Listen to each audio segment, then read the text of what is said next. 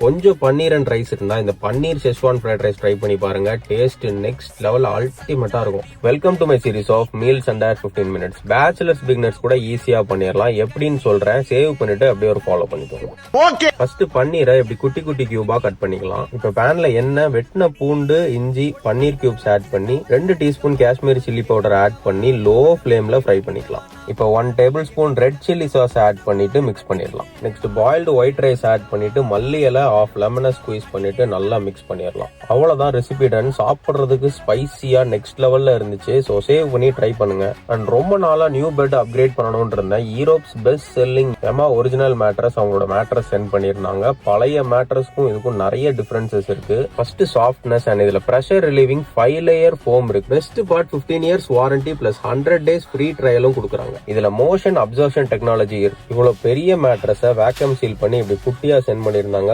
Open பண்றதுக்கு ஒரு special cutter இருந்துச்சு. ஸோ அதை வச்சே ஓபன் பண்ணிடலாம். அண்ட் அன்பேக் பண்ணிட்டு 4 to 5 hours விட்டா இப்படி ஒரிஜினல் பொசிஷனுக்கு செட் ஆயிரும். இப்போ அவங்க வெப்சைட்ல அப் டு 55% ஆஃபர் போயிட்டு இருக்கு. அண்ட் கோட் JOE60 யூஸ் பண்ணா 15% டிஸ்கவுண்ட்டும் கிடைக்கும். ஸோ யூஸ் பண்ணிக்கோங்க. நெக்ஸ்ட் வீடியோல பார்க்கலாம்.